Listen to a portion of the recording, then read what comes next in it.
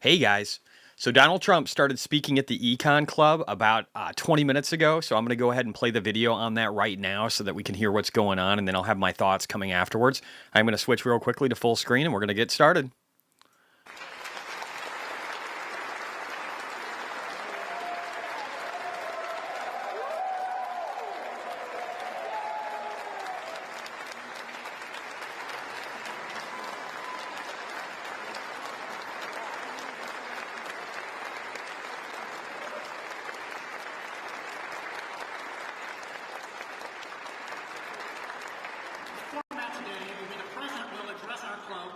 For about 30 minutes and then take questions, 4 questions from club members. Mr. President, thank you for being here and welcome. Well, thank you very much.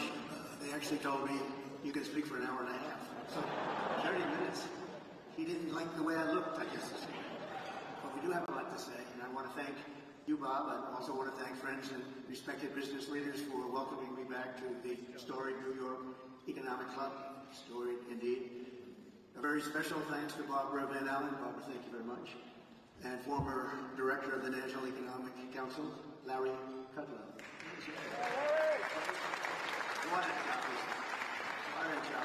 Former chair of the Council of Economic Advisors, Kevin Hassett. Ambassador Robert Lighthizer, terrific person. Former Secretary Wilbur Ross. Former Treasury Secretary Steve Mnuchin. Former SEC Chairman Jay Clayton. Ambassador Woody Johnson. Senior Advisor Stephen Miller. My friends and respected business leaders. I actually wonder if James Clayton would come back as the SEC head. John Paulson, Jamie Dimon, Steve Whitcup, Steve Schwarzman, Scott Bessent, Jeff Franklin, Richard Kurtz, former head of the World Bank, David I'm going to speed it up for this part. and the 2 co-chairs of my presidential transition team that are being inundated with phone calls and requests, Linda McMahon and Howard Lutnick. Thank you. As we gather here today, we have an economic disaster on our hands. We have an economy in crisis, a failing nation in serious decline, under the radical policies of my former opponent, Joe Biden, and my new opponent, Kamala Harris. 1.3 million workers have become unemployed in the past 12 months. I don't know if anybody knows that. The typical American family has lost over $28,000 due to rampant and record-setting inflation. Credit card debt has reached the highest in history, with more than 1 in 3 Americans reporting they have maxed out their credit cards. Nice.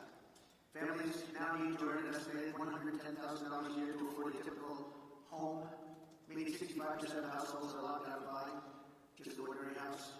Gasoline prices, grocery prices, electricity prices, mortgage rates, and virtually everything else are up 30 to 100% since I left office.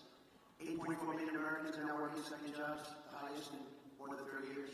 The real wages of African American workers are down by over 6% in a short period of time. The real incomes from Hispanic men are down 6.6% or $3,600 per year. And on top of that, African Americans and Hispanic American jobs are under massive threat from the invasion taking place on the border.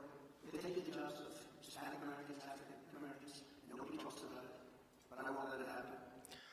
Hey guys, real quickly, just so you know this news event, I've got this on 1.5x, so we'll move quickly and catch up. But the gang in Aurora, Colorado, there was confirmation it's Venezuelan gang members. They have been caught for an attempted murder and a bunch of other crimes. So at least some of these guys are caught, and this helps his narrative even more, guys. Yet after presiding over the border, the worst in history for any country, there's never been a border like this. 21 million people we project. This total economic catastrophe, the border czar, Kamala Harris, has now been slotted in by the Democrats to be reelected. She wants 4 more years to enforce a radical left agenda that poses a fundamental threat to the prosperity of every American family and America itself. And we're talking about America itself. She wants to defund the police, have totally open borders, ban fracking in Pennsylvania and everywhere else, take away your private health insurance, and perhaps most pertinent to the very brilliant people in this room, raise your business and corporate taxes, and unbelievably, she will see a tax on unrealized capital gains. Most people don't even know what that is. What does it mean? She's been after all of this for years, and as everyone knows, she's a Marxist who destroyed almost single-handedly San Francisco. And when she was the AG, California itself not the same place.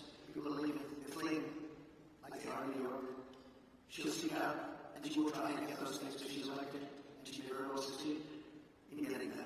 She recently said her values have not changed, and these have really been her values for her entire career. Her values haven't changed, that's what she wants. So she told the truth. We're not going to let venture capital markets would disappear, the stock market would be annihilated. One sec, guys. I'm trying a better source here that I think is going to be better for quality. So we're going to kill this instead and try and run off of this. Let me just make sure. Mnuchin. Chairman J. That was weird. All right, let me speed it up. Ambassador Woody Johnson, members of my presidential transition team need to earn an estimated $110,000 a year to afford a typical home, meaning 65% of households are locked out of buying just an ordinary house. Gasoline prices, grocery prices, electricity prices, mortgage rates, and virtually everything else. Okay, good. Yeah, I think so too. 30 to 100% since I left office. 8.4 million Americans are now working second jobs, the highest in more than 30 years. The real wages of African American workers are speed down this up by again. over 6%, a short period of time. The real incomes from Hispanic men are down 6.6% or $3,600 per year. And on top of that, we project this total economic catastrophe. The border czar, Kamala Harris, has now been slotted in by the Democrats to be reelected. She wants 4 more years to enforce a radical left agenda that poses a fundamental threat to the prosperity of every American family and America itself. And we're talking about America itself. She wants to defund the police, have totally open borders, ban fracking in Pennsylvania and everywhere else, take away your private health insurance, and perhaps most pertinent to the very brilliant people in this room, raise your business and corporate taxes, and unbelievably, she will seek a tax on unrealized capital gains. Most people don't even know what that means. What does it mean? She has been after all of this for years, and as everyone knows, she is a Marxist who destroyed almost single-handedly San Francisco, and when she was the AG, California itself, not the same place. People are leaving. They're fleeing like they are in New York. She'll seek out, and she will try and get those things if she's elected, and she may very well succeed in getting them. She recently said her values have not changed, and these have really been her values for her entire career. Her values haven't changed. That's what she wants. So she told the truth. We're not going to let this happen. Communism is the past. Freedom is the future. And it is time to send Comrade Kamala Harris back home to California, where crime is rampant and fleeing is the #1 occupation. I'm here today to lay out my plan to rescue our country from this nightmare and to bring back to its citizens the American dream, bigger, better, and stronger than ever before. 8 years ago, I came before you as a candidate for president and shared my vision to end the stagnation and return to rapid growth. That's what we did. As president, I am very proud to say that we accomplished something that nobody thought that was even possible. Before the pandemic, real median household income rose by $7,684. And even after the pandemic, annual incomes were up $6,400. The average American household saw a $197,000 increase in real net worth in 48 months. For the bottom 50% of households, average wealth more than doubled, increasing by 121%. Lowest income people benefited the most. After 12 years of decline, we added nearly 7 million new homeowners. Never happened before. And in 3 years, we created 7 million new jobs, 260% more than projected when I took office. When I took office, they said you couldn't hit those projections, and we were 260% higher than what we said we could do. From the day I won to the day I left, the S&P 500 increased by 80%, and we did it all with virtually no inflation. We had virtually no inflation. Think of that. Who could believe that? I delivered the largest tax cuts and reform in American history by far, slashing rates for working families and cutting the business tax from the highest in the world. We had the highest in the world, 35%, and actually, when you add local and state numbers that were getting close to 50, but much, much higher, nobody's ever seen. We brought it all the way down to 21%, which everybody said was impossible to do. And I heard it from everyone. They said, you'll never be able to do that. And I got it down to 21%. I cut a record number of job killing regulations. In 4 years, we cut more regulation than any president in the history of our country by far. I'm proud to be the only president in modern history to achieve a net regulatory reduction during my term. And it was a substantial reduction. And for every regulation we added, we cut more than 5.5 regulations. We unleashed American energy, and within 3 years, we had increased domestic oil production by 47%, and we were just getting started. The price of gasoline was $1.87 a gallon. Doesn't that sound good right now? We negotiated and renegotiated more than 50 trade agreements with other countries that were taking advantage of us, as they all do, to protect the American worker and to open foreign markets, and we did a great job. I ended NAFTA, the worst trade deal ever made in the history of our country, and replaced it with the USMCA, perhaps the I gotta say, guys, he's really on point, and he's doing a great job. best trade deal ever made in history. That's Mexico and Canada. I stood up to China like no one else before me. No one came even close. And I saved the U.S. auto industry from obliteration with a 27.5% tariff on all Chinese cars that remains in place to this day. They want to take it off, but they can't because, number one, it's too much money, and number two, we would be invaded by Chinese cars on top of the other invasions that are taking place. Without it, our auto industry would be dead. And now I am going further. We will bring our auto-making industry to the record levels of 37 years ago. And we'll be able to do it very quickly through tariffs and other smart use of certain things that we have that other countries don't. For 4 straight years, I fought for American workers like I would fight for my own family. I took care of our economy like I would take care of my own company. In every decision I asked, will I create jobs here, or will I be sending jobs overseas? Will it make America richer and stronger, or will it make our country weaker and poorer? Gosh, he just looks. Compare him to Biden, guys, on how Biden was versus how he is right now. Even Kamala Harris. The next debate is going to be devastating. I always put America first, every single time. And when our country was hit by the China virus, we saved the economy. We rescued tens of millions of jobs. And after COVID, I handed Kamala and Joe the fastest and strongest recovery ever recorded, nothing even close. With 1.4% inflation, the 30-year mortgage rate was at 2.4%, and the highest stock market in history. This is despite the pandemic. To date, I handed them back the highest stock market to date after having just suffered with the rest of the world a pandemic, the likes of which nobody had ever seen before. We did an incredible job, and remember, far more people died of COVID under Biden-Harris than under President Trump. Many, many more people. We delivered an economic miracle, which Kamala and Joe turned into an economic disaster, just like they turned the border and indeed the whole world into a catastrophic surrender. Starting on day one, Kamala launched a war on American energy and orchestrated a nation-wrecking border invasion with illegal aliens pouring in from countries all over the world. They came in from countries that nobody ever heard the name of that country. Those countries, from their prisons and jails, there is a difference, from mental institutions and insane asylums, as well as record numbers of terrorists, human traffickers, and sex traffickers, numbers that we've never seen before taking place over the last 3.5 years. Then Kamala cast the deciding votes on trillions of dollars in wasteful spending, which together with their terrible energy policies gave us the worst inflation perhaps in the history of our country.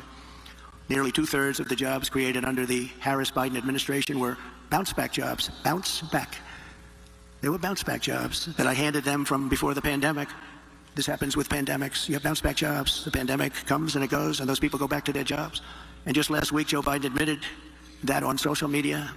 I don't know if he knew what he admitted, but that's what it said. I wonder who drew it. Perhaps that person is no longer employed by the Democrats. But right now, it's even worse than that. Under Kamala Harris's policies, 3 million workers are now missing from the job force compared to 2020. 3 million workers, that's a lot. Over 500,000 fewer people have full-time jobs today than just 1 year ago, and 100% of the net job creation in the past year has gone to illegal migrants. Think of that. 100% of the jobs created under this administration has gone to illegal. To be clear, that isn't a made-up figure. That's 100% accurate. Basically, the entire job load of job creation can be accounted for with what illegal immigrants have picked up over that time, and then that pulls against the bottom cohorts, right? Like we've talked about. Illegal migrants that came into our country. Joe Biden and Kamala Harris formed the worst presidency and vice presidency by far in the history of our country. This election will decide whether we reward Kamala Harris with re-election and 4 more years of crime, economic calamity, and international humiliation, or whether we change that direction and once again build the greatest economy in the history of the world, which we had during the Trump administration. Kamala Harris is the first major party nominee in American history who fundamentally rejects freedom and embraces Marxism, communism, and fascism. You're learning about this, you'll find out nobody knew who she was. That's no joke. Her father was literally a Marxist economist that worked at Stanford. So these people believe in communist ideas. And Tim Walz is very much a communist. This is no joke. This is real time. Just a few months ago, they didn't know who she was. She's promising communist price controls, wealth confiscation, energy annihilation, reparations, the largest tax increase ever imposed, and mass amnesty and citizenship for tens of millions of migrants who will consume trillions of dollars in federal benefits and destroy Social Security and Medicare. They will be destroyed. They're already putting them into your Social Security and Medicare rolls. I am promising low taxes, low regulations, low energy costs, low interest rates, secure borders, low crime, and surging incomes for citizens of every race, religion, color, and creed. My plan will rapidly defeat inflation, quickly bring down prices, and reignite explosive economic growth. Kamala Harris will take more money out of. Kamala Harris has to do something. She can't just do the 18-minute interview that was really 41 minutes and then got hacked up to make it look like she is coherent in some kind of policy. That's unacceptable with what he's literally throwing down the gauntlet. American pockets. My plan will leave the typical family with many thousands of dollars more than they have right now. First, I will end Kamala Harris's anti-energy crusade and implement a policy of energy abundance, energy independence, and even energy dominance. We have more liquid gold under our feet than any other country, including Russia and Saudi Arabia. We'll be using it. My plan will cut energy prices in half or more than that within 12 months of taking office. It will be an economic revival of our country like no one has ever seen before. Energy was what caused our problem initially. Energy is going to bring us back. That means we're going down and getting gasoline below $2 a gallon, bring down the price of everything from electricity rates to groceries, airfares, and housing costs. That's why OPEC and the Arab... Can you imagine $1.90 a gallon?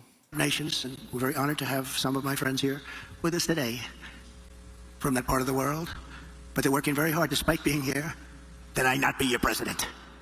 They don't like me. Meanwhile, Kamala Harris can't bring down the price of any... Real quickly, I do agree. He doesn't need to dole on too much about with negativity. JDEC88, we'll get back to Trump real quick. He said, as long as Trump focuses on the bad Harris record, does not personally attack, and pushes heavy on the future, he'll win. But the establishment will do anything to keep him out. I agree with that. We need to really focus on those topics. That needs to be it. It needs to be that she's bad. This is what she's talking about. She's a communist, and this is what we're going to do to make America great. Just focus on that shit. Anything because her energy policies are driving up the cost of everything. Everything is up, way up. Starting on day one, Harris and Biden opened up the Russian pipeline called Nord Stream 2, which nobody have ever heard of until I got involved, and said, what about Nord Stream 2? And nobody knew what I was talking about. Largest pipeline in the world, Russian pipeline. But I had it closed. It was shut down. Putin was not happy. We shut it down. They came along, and the Keystone XL pipeline was shut down by them. So they shut down the Keystone, and they immediately gave Russia the right to start rebuilding the Nord Stream 2, the biggest pipeline you've ever seen. We re-entered the horribly unfair to the United States through them when they came back. Paris Climate Accord, so unfair to us. We pay trillions of dollars. Other countries pay nothing. As soon as he came back, he went back into it. I got us out of it and reduced the area of the federal lands available for drilling by 80%. I did that. If I was president, oil production today would be 4 times higher than it is right now. Would have been 4 times higher. Right now, we'd be doing 4 times as much. We're already at record breaking, so that would be a lot. And remember, we had ANWR, perhaps the largest drilling site in the world in Alaska, which everybody wanted to get approved, but they weren't able to do it. Ronald Reagan fought so hard to get ANWR. He couldn't do it. And it was easier in those days than it is today with all of the environmental concerns. But they came in their first few days in office, they terminated ANWR, amazingly. Biggest drilling site, we think, in the world, bigger than Saudi Arabia. Bigger than Texas. We got it, and they terminated it. Under the EPA's so-called power plant rule, more than 50 power plants have been shut down since she took office, and virtually all coal-fired power plants will be shuttered in the next couple of years, setting the stage for a catastrophic energy shortfall, which we already have, that will make inflation far worse than it has ever been. They want to close down our power plants, and we don't have power already to address this dire energy crisis that Kamala and Joe have created, I will immediately issue a national emergency declaration to achieve massive increase in domestic energy supply. What you're going to need, electricity is desperately needed for AI. AI controversial, but we got to be the top of it. And we would need, hard to believe, twice the electricity that we currently have right now for everything in order to be dominant. And China is already building massive electricity producing plants. We haven't even thought about it. We will think about it, and I 100% agree with this. We need to do more nuclear. We need to do oil, gas, solar, wind, battery packs. We need to just have an abundance of energy. It is very, very important that we produce excessive amounts of energy that we can utilize for these things. Get it done on an emergency basis. So it will make the country richer, is what I was going to say. Sorry. We'll be the leader in AI and every other form of technology. With these sweeping authorities, we will blast through every bureaucratic hurdle to issue rapid approvals for new drilling, new pipelines, new refineries, new power plants, new electric plants, and reactors of all types. Prices will fall immediately in anticipation of this tremendous supply that we can create rather quickly, and we'll be the leader instead of the laggard. Second, to further... Energy is the economy. The energy is the base cost of everything. There's base costs for energy with everything in the economy. If you lower that cost, you increase margins and you increase profit. Feed inflation. My plan will terminate the Green New Deal, which I call the Green New Scam. Greatest scam in history, probably. Agreed. A $10 trillion scam that we waste. We throw it like throwing money right out the window. It actually sets us back as opposed to moves us forward. And rescind all unspent funds under the misnamed Inflation Reduction Act, which the Democrats agreed after it was approved that it wasn't for that purpose. It was for other purposes like giveaways. Kamala spent $7.5 billion to build 8 charging stations. Think of a charging station like a $7.5 billion with electricity coming out of it. 8 charging stations in the Midwest for electric vehicles cost billions and billions of dollars. 7.5 billion, they think, but the costs are still going, and 3 of them don't work and never will, probably. Other than that, it's worked out quite well. I will end the electric vehicle mandate, stop the appalling waste, and save taxpayers an estimated $1 trillion. Third, I will launch a historic campaign to liberate our economy from crippling regulation. My first term, I pledged to cut 2 old regulations for every 1 new regulation, and we did much better than that, as I've said. Yet over the past 4 years, Kamala has added $6,300 a year in regulatory costs onto the backs of the typical American family. Think of that. To stop this onslaught at lower prices, I'm pledging today that in my second term, we will eliminate a minimum of 10 old regulations for every 1 new regulation. Love this. We'll be able to do that quite easily, actually. And instead of attacking industries of the future, we will embrace them, including making America the world capital for crypto and Bitcoin. Fuck yeah. Fourth, at the suggestion of Elon Musk, who has given me his complete and total endorsement. That's nice. He's a smart guy. He knows what he's doing. He knows what he's doing. It's very, very much appreciated. Trump is cooking. I will create a government efficiency commission tasked with conducting a complete financial and performance audit of the entire federal government and making recommendations for drastic reforms. We need to do it. Can't go on the way we are now. This is beautiful. This is what we got to do, guys. We got to downsize and Elon, all of government. Because he's not very busy, has agreed to head that task force. It'll be interesting. If he has the time, that'd be a good one to do it. But he's agreed to do it. In 2022, fraud and improper payments alone cost taxpayers an estimated hundreds of billions of dollars. As the first order of business. I'm sorry. Can you guys imagine Elon looking at the federal government and then just hacking out huge portions of it? It's going to come, man. If this guy wins, this is what's coming. And we will all be so much richer with our investments from this and have a better country at the same time. This commission will develop an action plan to totally eliminate fraud and improper payments within 6 months. This will save trillions of dollars. Trillions. It's massive. For the same service that you have right now, trillions of dollars is wasted and gone, and nobody knows where it went. Further taming inflation and bringing prices way down. Yep. The 5th pillar of my plan is to make the Trump tax cuts permanent. They are massive tax cuts, biggest ever, permanent. And to cut taxes even more, and we will have no tax on tips, something which they copied 4 weeks after I said it. She got up and said, no tax on tips. I said, I just said that. Call she is out. actually copying a lot of my plan. In fact, we're going to send her a MAGA sometime in the next week. We're having a special one day. But we also know she doesn't mean it. She's going to stick with what her whole life has been about. And also, no tax on Social Security benefits. People on Social Security have been wiped out by inflation, and now Yes, on top of it, we tax totally. their Help benefits. those We're not people. going to They tax need their it. benefits. They There's had their so many different bonds ways of making so destroyed, much money. their This stocks country, the potential destroyed. is so incredible. We don't have to take it away from people on Social Security. We're not going to do that. We're going to save Social Security. She's Fuck going to yeah. destroy Social Security. Under the Trump administration, we proved that targeted tax cuts do not increase the deficit. They reduce the deficit by growing the economy and raising revenue. After we gave the massive tax cuts, we took in the following year with a much lower rate billions and billions of dollars more than we did the previous year with a high rate. Think of that. So with a much lower rate, we took in more money because people were incentivized. Corporate tax revenues are 31% higher today than before my tax law was signed. With all of those cuts, 31% higher. To further support the revival of American manufacturing, my plan calls for expanded R&D tax credits, 100% bonus depreciation, expensing for new manufacturing investments, and a reduction in the corporate tax rate from 21% to 15% solely for companies that make their product in America. This is so awesome. He's giving huge carrots here for people to build in America, for manufacturers to be here because they can get massive tax breaks. This could actually make us more competitive on the world stage. This is just fucking exciting. You have to make your product in America. Yeah. If you outsource, offshore, or replace American workers, you're not eligible for any of these benefits. In fact, you will pay a very substantial tariff when a product comes in from another country that's made in another country and comes in. There'll be a big tariff on that product because we want to make our goods in America, and most of them we can. My message is simple. Make your product here in America, and only in America. We are not going to be taken advantage of anymore, just as we made great inroads and progress 4 years ago. We made tremendous inroads on this subject. We're not going to watch our wealth and jobs get ripped away from us and sent to foreign countries, which is what's been happening for many, many decades with us. China was built on doing exactly what we're going to be doing and what I started doing 4 years ago. What we're putting forward is the most pro-American manufacturing and jobs policy in modern history for any country. This plan will bring jobs and growth into our country at levels. This is so good. Oh my God. This is so good. Never seen before. Every business on earth will flock to America from Europe, Asia, the Middle East, and all over the world. By contrast, Comrade Kamala Harris wants to sacrifice our wealth, kill the economy, and drive jobs overseas to punish businesses more. Businesses will leave. They'll leave America. They're international companies. They report to their shareholders, and they will leave America if her plan, even in a small form, comes to the fore.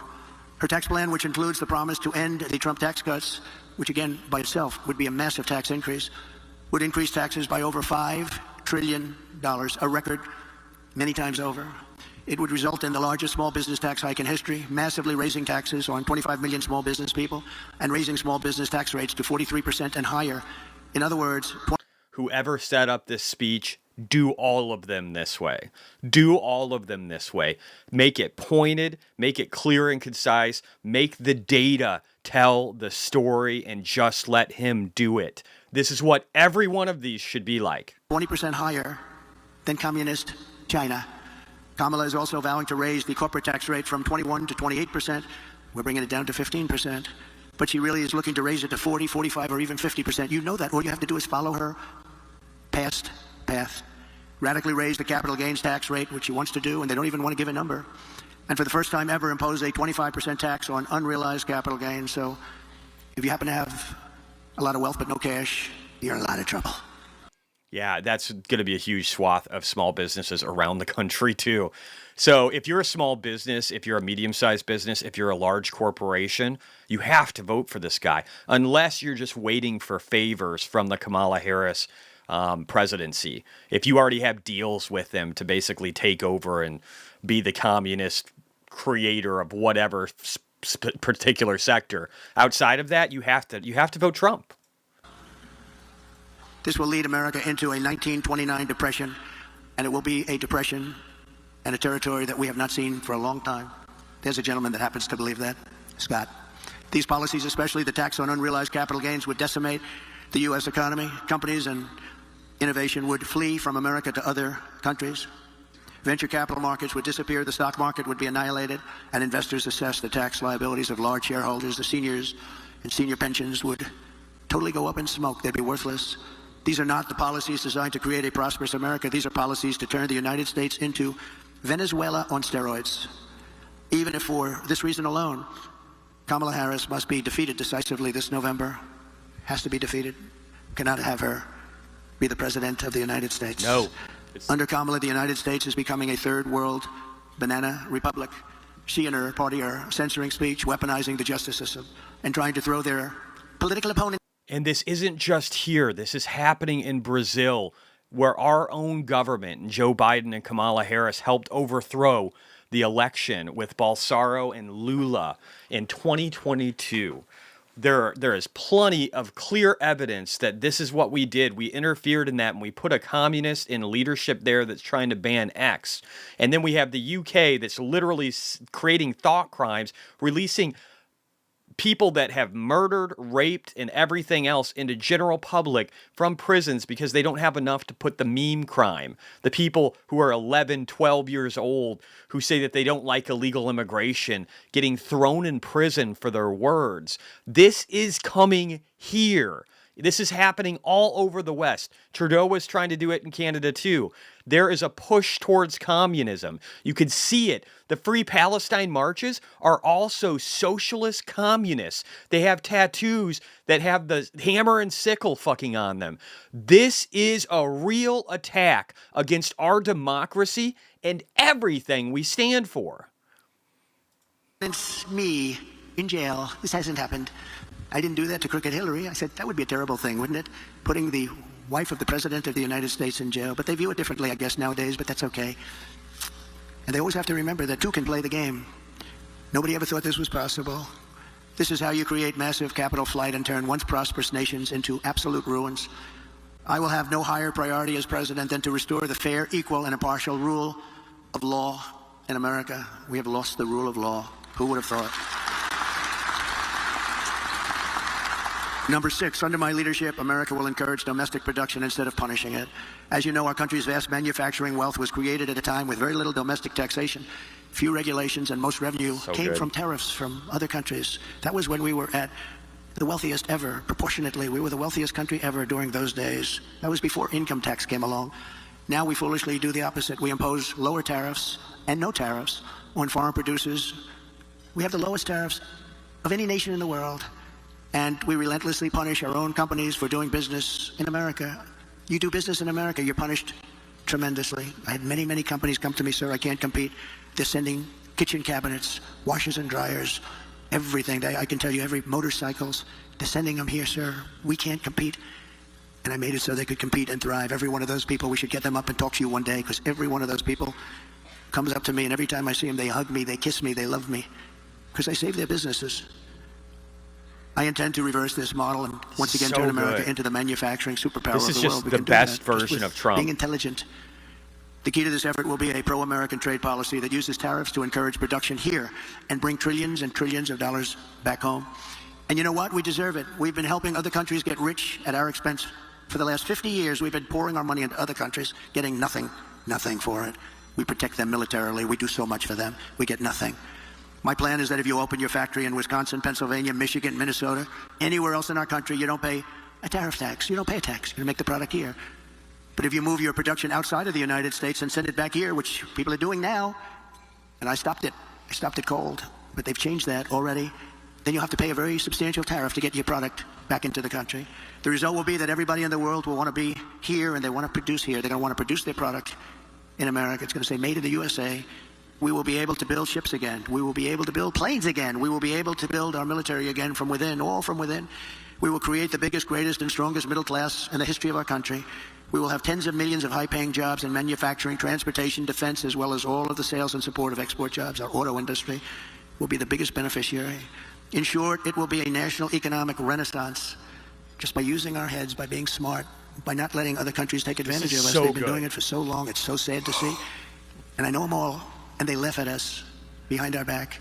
They can't believe how stupid our leadership has been for so many years. We will ensure that the United States has a giant steel industry, an aluminum industry, a manufacturing base, and a defense base. We want an industrial base that can take care of our defense needs 100%. And you can call it what you want. Some might say it's economic nationalism. I call it common sense. I call it America first. This is the policy that built this country, and this is the policy that will save our country. In the words of a great but highly underrated president, William McKinley, highly underrated, the protective tariff policy of the Republicans has been made and made the lives of our countrymen sweeter and brighter. It's the best for our citizenship and our civilization, and it opens up a higher and better destiny for our people. We have to take care of our own nation and her industries first. In other words, take care of our country first. This is when we had our greatest wealth. He was assassinated. He left his group of people that followed him. Teddy Roosevelt became a great president, spending the money that was made by McKinley. So McKinley got a bad deal on that one. He built tremendous wealth.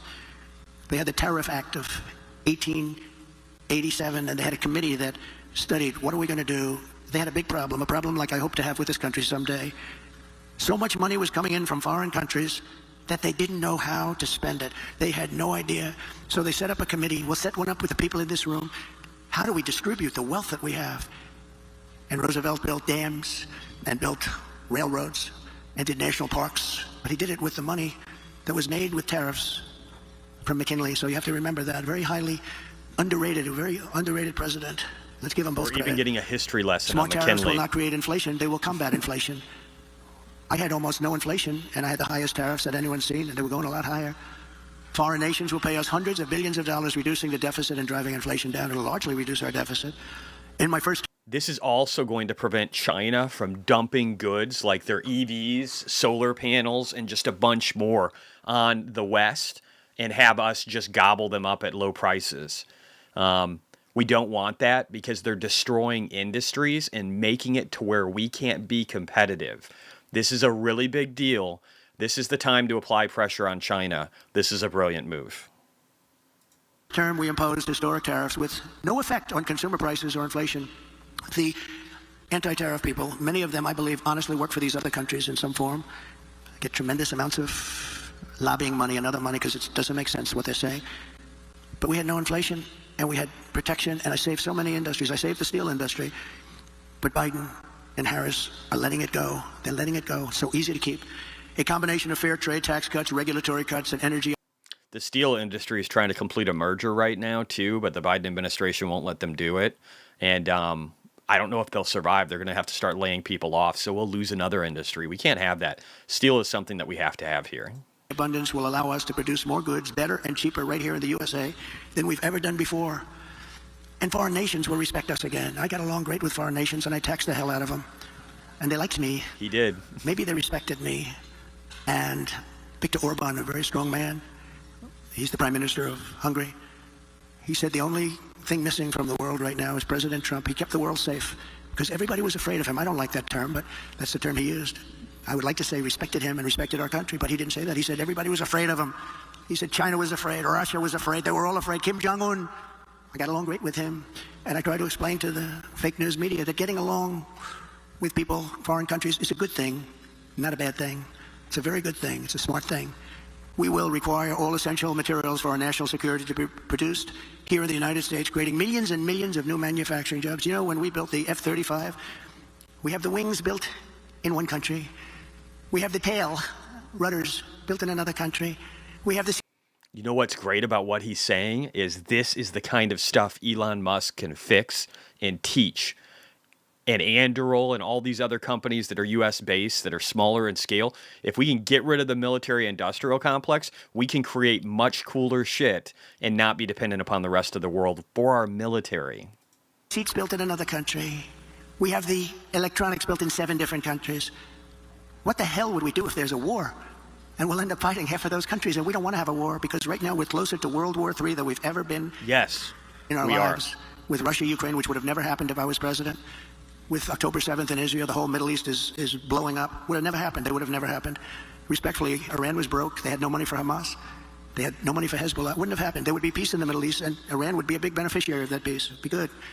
But all of these things that happened, and inflation would have never happened, and Afghanistan would have never happened. The worst withdrawal in history, I believe the most embarrassing moment in the history of our country. In fact, that's what caused President Putin to go into Ukraine. When he looked at how incompetently that was handled, he looked at it and he said, man, they're incompetent. That was the most embarrassing day in the history of the United States of America. Airplanes taking off with many people sitting on the wings of the plane and the side of the plane and the wing, and you see them dropping off the planes at 3,000 feet. They thought it was their trip to freedom. There's never been anything like that, and I think there's no greater embarrassment. By the way, we lost 13 incredible soldiers. I got to know the families very well. Spent a lot of time with them 4 days ago in Arlington Cemetery. 3 years ago, they were celebrating 3 years, honoring their children. And yeah, that's right, they call them their children. They still call them, they always will call them their children. They're gone. And many of those people there should have never left from there. They should have left from Bagram, the big airbase. But many of those people that were so badly hurt, they don't talk about them. No legs, no arms, obliteration of their face, their entire body, and nobody mentions that. We left Americans behind, large numbers. We left $85 billion worth of equipment behind because we took our military out first. A child would know you don't. You take your military out last. And just remember one final point on that, because it's a little bit different from our subject, but not really, because it's all about our country and common sense. But for 18 months, I spoke to the leader of the Taliban. The press was very upset that I spoke to him. His name is Abdul. I said, Abdul, don't do this, Abdul. Don't do this. But why? He said, do you send me a picture of my home? I said, Abdul, you're going to have to figure that one out for yourself. But don't do this, Abdul, because it's going to end badly for you. And for 18 months, we didn't have one soldier shot at or killed in Afghanistan. And then we took our soldiers out. We had a very, very disgraceful election. And this group came in, and they didn't know what the hell they were doing, and they still don't. They've gotten worse. You know, with experience, you're supposed to get better. They got worse. They're worse now than they ever were. And we're going to turn our country around. We're going to become a major producer of rare earth minerals. Yes. We're going to create jobs and making it really, and us, truly self-reliant. Remember, the rare earth, well, we have to go to China. We have sites that are tied up with more than anybody else has. They're environmentally protected. We have sites that are phenomenal, everything you want in terms of rare earth, and we can't use them because of environmental protection. But we're going to end that very quickly as soon as I get to office. We will make housing much more affordable.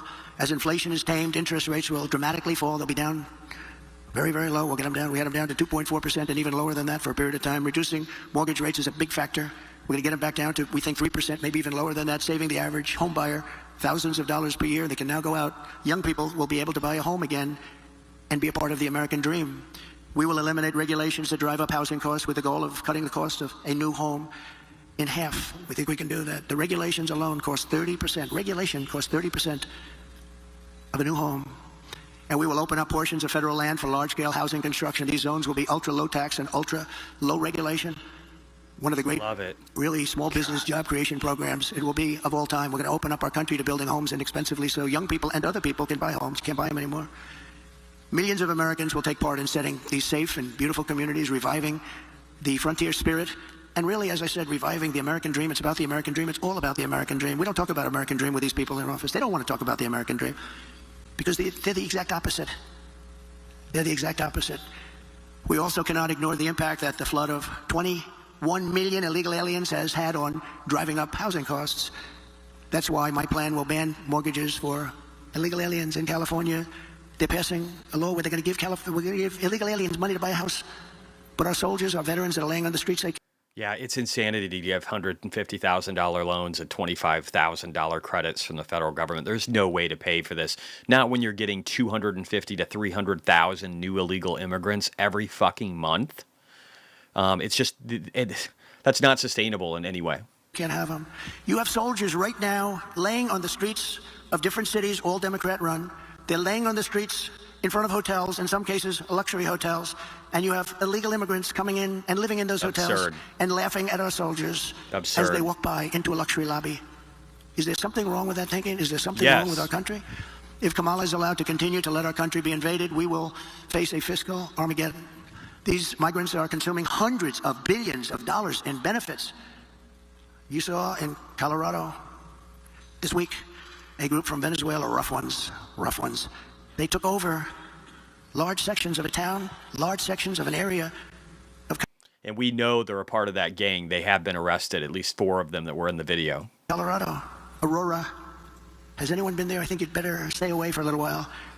They had AK-47s, the ultimate guns, AK-47s. They can blow lots of people away real fast. And the sheriff didn't want to touch him. Nobody wants to touch him. Sheriff, there's 18 Venezuelans attacking my building. Would you please come over and straighten out the situation? He's got a deputy. You know what they say? Well, no thanks. Let's call in the military. They're taking over. And I said this 4 years ago when I realized they wanted open borders. And it's happened. It's happening now in Chicago. They're taking over sections of Chicago. What's happening in New York and Los Angeles and many other cities is not even describable. They're tough. New York is getting ready to take. They processed 200,000 illegal immigrants in the last several years, and they've only employed 2,000 of them in the city during that time. 1% of them, and they're getting ready to dump 40,000 illegal immigrants onto the streets without a home because they need to make room for more. That is insane. There's 1,000 more coming in every week to New York City. These numbers are unsustainable, and they're happening all across America. They're tough and they're smart and they're vicious. Don't forget, they come from the prisons and they're the bad criminals on the streets. Caracas, Venezuela, has almost no crime. Next year, I'm going to suggest that the Economic Club hold its meeting in Caracas because we'll be safer than we are in our country if they win. We'll be far safer. But crime in Venezuela is down 72% because they've taken all of their criminals off the streets. Not all of them. They still have some left, but they're coming in rapidly by bus and by plane. They're coming into our country, and we're dumping them in our country, and they say, if you come back, we will kill you. And they're not going back. We got them. But they're going back if I'm president, I guarantee you that. They're going back fast. And now Kamala wants to give them food stamps, housing assistance, welfare, Medicaid, Medicare, Social Security, and destroy all of those programs. It will destroy those programs. That is why I will ask Congress to pass legislation barring all taxpayer-funded benefits to illegal aliens. And by the way, when you do that, they won't come. They're coming now because they realize they've never seen wealth like this. They're getting things that they could never get. They're coming for that reason. There's an incentive plan. You'll be dropping the flow by 80%. I think even more than that. They're coming because they're taken care of. Let's put them in a luxury. Let's put them in the Waldorf Astoria. That's a nice place. I will stop the invasion and send criminal illegal aliens back home. And when we do all of this, we will be so successful. We'll create America's own sovereign wealth fund to invest in great national endeavors for the benefit of all of the American people. Why don't we have a wealth fund? Other countries have wealth funds. We have nothing. We have nothing. Make We're it going out to of have a sovereign Bitcoin. wealth fund, or we can name it something different. I'll talk about it with Mr. Paulson, who's in the audience, and a lot of other friends of mine. And we'll name it something that's appropriate. Perhaps sovereign wealth fund wouldn't be appropriate, but it's going to be the same thing. We'll put tremendous amounts of money through all this money that will be taken in through tariffs and other intelligent things. And we'll have the greatest sovereign wealth fund of them all, and we should have. And that will be used to do things that will be great for our country, including to invest and wisely invest and build it up bigger and stronger and better Invest in than Tesla. Boom, any place problem on solved. earth. We will build extraordinary national development projects and everything from highways to airports and to transportation infrastructure, all of the future. We'll be able to invest in state-of-the-art If this man wins, Bitcoin, Tesla, and this economy, the stock market is going to melt up. It's going to melt up. manufacturing hubs, advanced defense capabilities, cutting-edge medical research, and help save billions of dollars in preventing disease in the first place. And I'm very honored to have been endorsed last week by Robert F. Kennedy Jr. That was a great endorsement, and he's very much into helping people. He's very much into helping people. I've known him a long time. That was a great thing when he did that. It was not easy for a Kennedy to be endorsing a Republican. That was not easy. But these are not Democrats. These are radical left lunatics, and you can't let them run your country. Yep. We will invest in new and modern agricultural techniques so we can have safe, healthy, high-quality foods for our families. That's where Bobby is so interested, foods. He says we're putting a lot of bad foods in our body. You look at other countries which do far less, and they're actually much healthier than we are. This wealth fund will return a gigantic profit, which will help pay down national debt. We're going to work on national debt very strongly, by the way. We're going to have so much money coming in. We're going to work on national debt. We're close to $36 trillion right now. We're going to work on getting it down. And it is many of the people in this room who will be helping to advise and recommend investments for this fund. This is how we will end the era of inflation, mayhem, and misery under Kamala Harris, the worst vice president in the history of our country, and unleash a new era of safety, prosperity, and success for our workers, our families, and our businesses. And I've done it before. We did a great job, and now we really know our job well. I know the smartest, the best people. We have the best people. We have people that, many in this room, they know exactly what we want to do. You know, it's interesting having experience, because I won an election. I went to Washington. I was only in Washington 17 times. I never stayed over. That's according to the fake news, but I think they're right. But I got to know Washington well.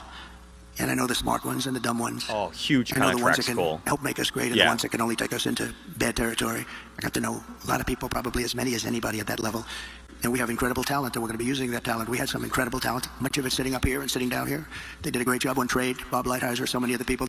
This is one of the best speeches I've heard from Trump ever. Ever. Did such a great job. We rebuilt our military. We rebuilt our entire military. Did a great job. We have great generals, not the television generals, not the generals that took us out of Afghanistan in 24 hours and left that horrible situation, but we have great generals. We defeated ISIS. It was supposed to take 5 years. It took me 4 weeks. 4 weeks. Our generals did a great job. We have great people in our military, and our military is not woke. Believe me, you couldn't get these guys to be woke. Some of the guys on top are woke, but those aren't the ones that are great. So we're going to do things that we didn't do even the first time. We had a great presidency. There was an article written the other day that the Trump presidency was a great presidency. With victory on November 5th, which will go down as the most important day in the history of our country, inflation will be gone, our energy will be unleashed, our economy will be set free, our sovereignty will be restored, our citizens will thrive, growth will come roaring back, and America's future will be brighter than ever before. So I want to thank you all. This has been a lovely experience. It was years ago that I was here. We talked about what we were going to do, and we did just about everything we said. And if you'd like, we'll take a few questions, Bob. Great. Thank you very much. Real quick, I'm going to take a pause here. Sealess, you said certain opponents can't off him now with any ease. Half the country would be enraged for decades. So here's the thing: if somebody shot Trump now, then Kennedy would be the person that we'd be putting in office, but he would win by a landslide, I think. I don't know that. Yeah, you can't do that anymore. They tried that once already. Thank you. I want to see if they get to questions. Let's see here. Oh, they must. Yeah. Their invasion of Ukraine, where for once we got the support of all our allies. So my specific question is, would you strengthen or modify any of these economic sanctions programs, particularly Russia, including the pipeline you mentioned? Well, it's a great question. The problem with what we have with sanctions, and I was a user of sanctions, but I put them on and take them off as quickly as possible because ultimately it kills your dollar and it kills everything the dollar represents, and we have to continue to have that be the world currency. I think it's important. I think it would be losing a war. Yep.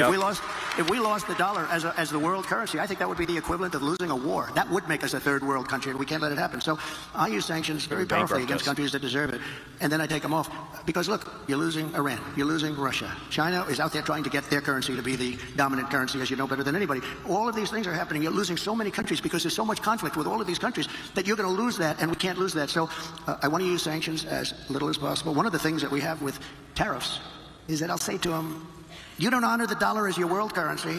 Is that right? You're not going to do it? No, we're not. I said, that's okay. I'm going to put tariffs all over your product. And they're going to say, sir, we'd love to honor the dollar as the world currency. You know, tariffs, in addition to monetary and the money that we'll take in, which will be bigger than you've ever seen in this country before, gives you tremendous political power. For something like that, as an example. I stopped wars with the threat of tariffs. I stopped wars with two countries that mattered a lot. A lot of people would have been killed.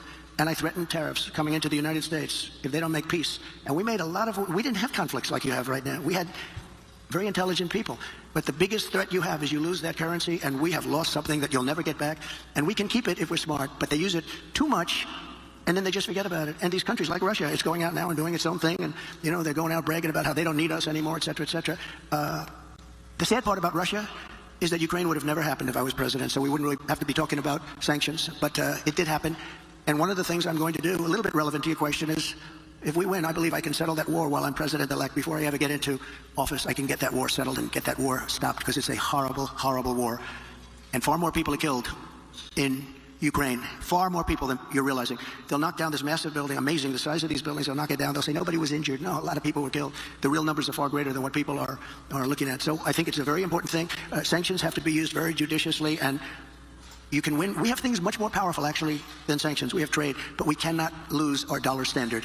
Very important. Thank you very much. Great. Those are great answers. Thank you, Mr. President, for all the details on your economic policy. As you alluded to, tariffs are the other side of sanctions. And given that China is our major trading partner with our largest imbalance and possibly our chief national security threat to the United States, how can we better institutionalize trade policy and national security policy to be coordinated? So I had a great relationship with President Xi of China, really very close relationship. Now look, he likes China, I like us, but I don't want to sound foolish. He was my dear, dear friend. He's a tough guy, he's a fierce person. I say very smart. When you say he's smart, the fake news goes crazy. He said President Xi is smart. And I say, yeah, well, he controls 1.4 billion people with an iron fist. He's smart. But we had a very good relationship with China until COVID. And when that came in, it was a whole different ballgame as far as I was concerned. We made a great China trade deal, maybe better than the USMCA. And I'd never talk about it because what happened with COVID for the whole world, $60 trillion and deaths, 70 million, 60, nobody even knows how many deaths. And it all came out of Wuhan. So it changed my relationship. But I think I'll have a great relationship with China. I had one before, and they respected us. But they respected us because they no longer thought we were fools. They used to think we were fools because we built China. They would take over $500 billion a year and use it for their military and other things. And we got nothing out of that. We got some cheap product. You can buy 19 pencils instead of 2. Who the hell cares? you can buy 16 dolls for your daughter instead of 2 nice dolls. And we got very little out of that relationship. They got a tremendous military power, and they still have it today. So, but I believe we will have a very good relationship with China and with a lot of other countries that we're not getting along with too well today. Do a third, a fourth, a fifth. We're going to get them straightened out very quickly. Very important that we get along with the rest of the world. You know, we have things today called nuclear weapons. I rebuilt our whole military, including our nuclear capability. And so I got very familiar with it. And, you know, I say this often because I had an uncle who was the longest serving, I believe the longest serving, I was told that by MIT. But he was there 39, I guess, or 41 years, longest serving professor in the history of MIT, and nuclear was something he knew a lot about. And we used to talk about it. I'd say, Uncle John, there's no way. He was telling me about this incredible power that was being unleashed potentially. And I'd say, Uncle John, you could never. And you know what? He was very modest, because I've seen the destructive capability, and this world is going to have to get along, because if that's ever unleashed, we already have too many countries that have at least remnants of it, some of it. But probably 5 countries, if you think. And Kim Jong-un, when I went to the White House after winning in 2016, I sat with President Obama, which is a ritual. And you sit and you talk. And I said, what's the biggest problem? He said, North Korea is the biggest problem. I don't think it's solvable. I said, have you tried calling him or talking to him? And actually, the answer was yes, and he wasn't responded to. But I did, and we were very safe. It started off a little rocky, if you remember. Little Rocket Man, I called him, and he called me things too. He's got a red button on his desk. I said, I have a bigger red button, and my red button works. I said, and then it started getting a little nicer, and then one day I got a call that they'd like to meet, and it was a great thing. We had a great meeting. We had 2 meetings, actually 2 great meetings, summits, and we had no problem with them. Now they have a problem because they're not liking this administration. They don't respect this administration at all. Probably. So we have to get along. We have to get along. We can't have World War III. You're going to end up in World War III, just like you should have never had Russia go in. It would have never happened if a competent person led us. It would have never happened. He led them into it, and I'm not blaming Biden. But you know what? What he was saying was exactly the wrong thing. They said, we're going to have an invasion because of a lot of the rhetoric. It was stupid rhetoric. But it would have never happened, not only for that reason. Oil was down low. You know, oil was almost at $100 a barrel. So Putin is one of the only people. I mean, nothing's easy in life. But Putin at $100 a barrel, war works. At $40 a barrel, it didn't work at all. So we're going to get back to a intelligently run place, a place where other countries aren't using the word nuclear. That word was never talked about because I knew the power of it. And I talked to Putin about it. I talked to President Xi about it. I think we will. I just want to be clear. If they lower oil prices down to the 40s even, or the 30s, he's 100% right. It would be unaffordable for Russia to even maintain any wars, let alone start another one. They've been devastated over this war with Ukraine. It has not turned out well for them. And that same kind of incentive happens all over the place. Again, it makes us competitive with China. It makes it to where everything is lower in cost. It's a disinflation that makes everybody richer. This is all good stuff. This is exactly what we should be doing. We're going to do, you remember the talk where we were going to reduce nuclear capability substantially. All 3 of us, we're going to start it, we're going to reduce very substantially. And then we had the election, and after the election, they didn't talk about that or anything else. Hit the like button, guys, if you would. We have to be very, very careful, because the destructive capability of nuclear, when people talk about global warming, I say the ocean is going to go down 1/100 of an inch within the next 400 years. That's not our problem. Our problem is nuclear warming, and we better be smart, and we better have smart people at the top that know how to deal, because these people don't know how to deal.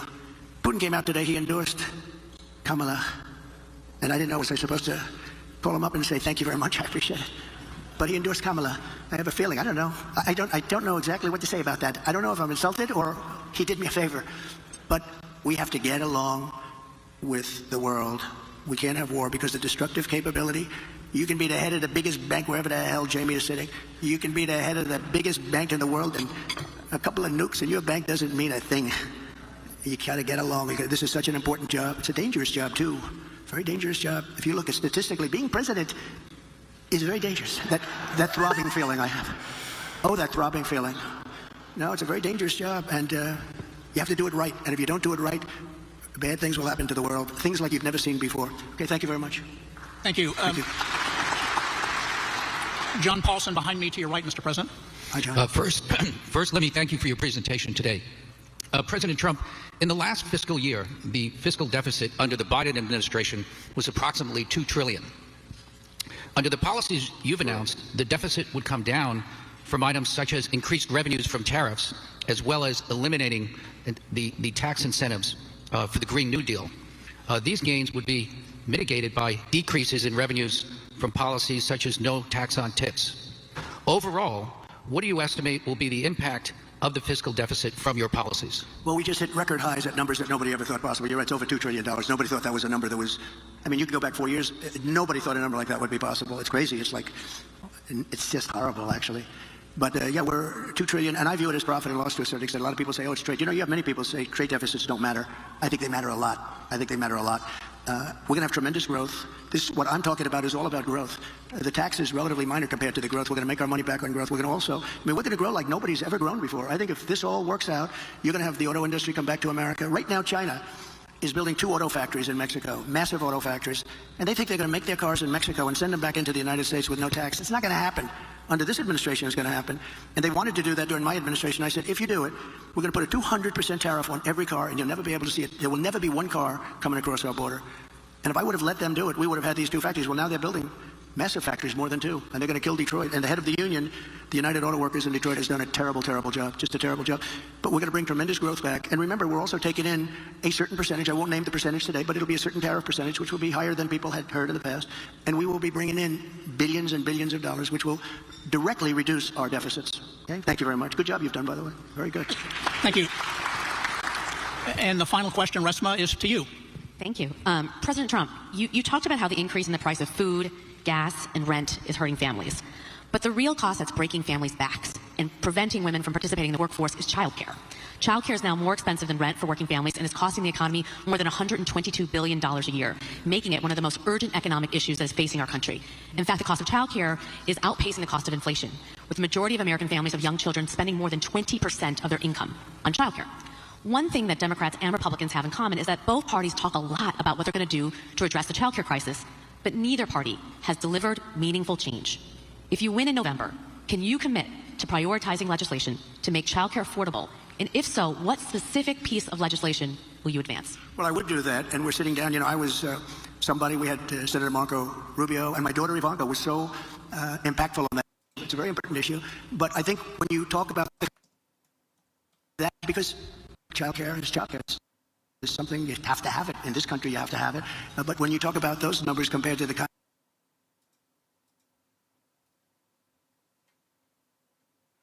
One sec here, guys. I think we're having some issue with the feed. Whoa. Okay. Somebody, we had Senator Marco Rubio, and my daughter Ivanka was so impactful on that issue. It's a very important issue. But I think when you talk about the kind of numbers that I'm talking about, that because look, childcare is childcare. There's something, you have to have it. In this country, you have to have it. But when you talk about those numbers compared to the kind of numbers that I'm talking about by taxing foreign nations at levels that they're not used to, but they'll get used to it very quickly. And it's not going to stop them from doing business with us, but they'll have a very substantial tax when they send product into our country. Those numbers are so much bigger than any numbers that we're talking about, including childcare, that it's going to take care. We're going to have, I look forward to having no deficits within a fairly short period of time, coupled with the reductions that I told you about on waste and fraud and all of the other things that are going on in our country, because I have to stay with childcare. I want to stay with childcare, but those numbers are small relative to the kind of economic numbers that I'm talking about, including growth, but growth also headed up by what the plan is that I just told you about. We're going to be taking in trillions of dollars, and as much as child care is talked about as being expensive, it's relatively speaking not very expensive compared to the kind of numbers we'll be taking in. We're going to make this into an incredible country that can afford to take care of its people, and then we'll worry about the rest of the world. Let's help other people. But we're going to take care of our country first. This is about America first. It's about that is the message make right now. America great again. We have to do it because right now we're a failing nation. So we'll take care of it. Thank you. Very good question. Totally, Thank you. dude. Great job, Trump. Jeez. Thank you, Bob, very much. Thank you very much, Mr. Trump. It's great that you accepted our invitation to be with us today. Thank you, Raj, Sander, John, and Reshma, for your questions. The president is now going to be leaving the building, and so we want to all stay seated while he and his team leave. But as he leaves, let's all say thank you one more time for him accepting our invitation to be here today. Thank you, Bob. Thank you. That was great, guys. That was really, really good. Well, I did cover the debate. Hell yeah, dude. And election night, I'm going to be fucking covering like a 10-hour shift. Maybe I could figure out something with Amit. He seems to love the long runs. I don't know if he'll... I got a feeling he'll want to do a political one. But yeah, I would like to do... We'll be doing the debates for sure. And then also we'll be doing election night. And again, 10, 12-hour stream. I don't know. I don't even care. You're going to see it. I'll either be crying at the end of the night or I'll be jumping around and knocking shit over. but it'll be one or the other, bro. But yeah, this is amazing, guys. Let me just pause here. I don't even know where to start. He literally covered everything. He covered every economic aspect of how he is pro-growth versus Kamala, who is looking to constrict, overtax, overregulate, let his tax breaks from his presidency expire. Just like there couldn't be a starker contrast in a pro-growth president who doesn't want a Green New Deal. He wants an energy cost being reduced by at least half now. Before he was saying by 50%, maybe if we can. Now he's saying more than 50% in the first year of his presidency. And gas prices under $2 a gallon. That would be huge. And again, having Elon as the head of your economic efficiency council and like the auditing process is brilliant. That in and of itself will change this country for the better in ways that people can't even comprehend. And then you have Robert F. Kennedy that's going to redefine it with Vivek, who's going to fix the FDA. They're going to get in there and fix they're going to do a lot of things to deregulate. I mean, going from deregulating last presidency with Trump at 5.5 regulations removed for one regulation added was great, but going 10-1 will be even better. And this is the same stuff that Elon Musk talks about all the time, about how we have old regulations that should be coming off for every new one that we put on. This just totally makes sense. And again, I think like the 25% tariff against Chinese cars, imagine what the U.S. would look like if the EV makers didn't have a tariff at all. And don't get me wrong, Biden did some things to also make it to where it's tough for Chinese auto to come in here. But I think it's a better idea to let these companies just do what they're going to do. Personally, I think Tesla destroys it all, comes out way in the lead, and maybe there's a couple of other companies that get some help along the way and grow alongside of them. But I think most of our existing system dies, and this is what's supposed to happen. Ford has never been bankrupt. Maybe it's their time. GM can go away, but let them do it on their terms. Don't let them do it because it was federally mandated. Let the bad die, let the good grow, create incentives like he was talking about, economic zones to help ensure growth and make us competitive with the rest of the world, help create expense, tax incentives for manufacturing to where we can start bringing some of that back here. Make it to where if companies come back here, they get massive tax breaks. Do the things that are required to make it to where things are made here, to where our own defense contracts can build parts in the United States if we go to war. I mean, how are we going to, what countries are the seven different electrical components coming from? Like, what the fuck is this? Why aren't rare earth minerals, when we have some of the largest reserves in the world in our country, and we are one of the most resource rich countries in the world? We have so much going for us. We should be using it. There are ways to balance ecology and economics. We can make the world a beautiful place with cleaner air, with less emissions, by increasing energy production, especially clean versions of energy, and reducing costs for everyone, and making it to where businesses are just popping up that are creating robotics and more efficiency gains with AI and more innovation and automation in different industries. We need to do all of this stuff. We need to embrace Bitcoin. We need to embrace this council that he's talking about. He covered everything in here. Everything, including his relationships with other countries. The fact that he renegotiated 50 trade agreements. How many has Biden done? Can you guys tell me? How many trade agreements have been negotiated under Biden with other countries in the world? How much has he gotten us?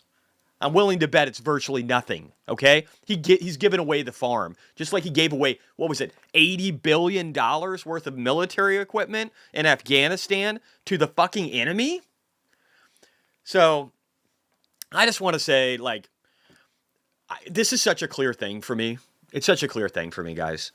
Who we should all be voting for, and I hope you guys get some of that too. If you don't know a lot about finance, ask questions. I'm more than happy to answer them and explain why Kamala Harris, Kamala, is definitely going to destroy this country via communism that they talk about all the time. The censorship of free speech, controlling X. The government paid $3.5 billion in less than a year and a half to influence the presidential election and then interpretation of what was going on with like Hunter Biden's laptop and all this other stuff to X, formerly known as Twitter. They had a portal with the FBI to where they could literally say, hey, you know that prestigious Harvard alum that is like world renowned in medicine for this thing? Well, he disagrees with our view on COVID, so fucking ban him. Make him go away. And do that on YouTube. Do that on Google. Do that on Meta. And these other companies are still fucking doing shit like that. In Brazil right now, Mark Zuckerberg apologizes to the United States, I think so that he isn't imprisoned if Trump wins the election. And yet he's still probably doing all the censorship requests that Lula and the Brazilian government make towards their political opponents. So, these organizations would do the same thing here. They're doing it. They haven't stopped. They haven't said they're stopping. And it's only going to get worse if we have this communist in our country for another 4 years. So I thought today was brilliant. Let me get caught up in chat here real quick, and then we can go from there. Don't forget the 3 o'clock. In 2 hours here, we'll have the market closed. Don't forget that. Jack said, great stream, Jesse. So proud of your political evolution from 18 months ago until today. You have the ability to recognize truth when you hear it. Yeah, and again, before X, I didn't know all the truth. I didn't read and study all the Twitter files. I didn't understand how corrupt our government was and how they've been controlling our minds, and that 90% of what I see is what they want me to. I didn't know that. And if you're just a headline reader, you fall into that category too. But it's people's job to try and find the truth. And if they're not going to do it, fine. But we need to spread it, and we need to get the right people into office so that our country doesn't just fucking tear apart. Sealess, both Donald and Joe had U.S. industrial policy for the first time since World War II.